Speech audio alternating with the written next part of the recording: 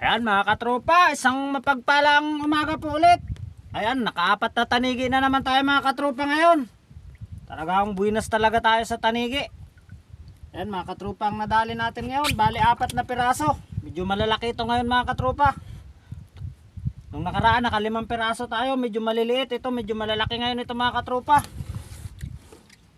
Ayan mga katropa, may huli pa tayong gulyasan at matambaka. Ayan mga katropa, 4 na piraso ang tanigi. Ilalagay na natin dito sa isang box. Talagang chimpo na naman mga katropa. Oh, talagang patyagaan ang labanan para makadali.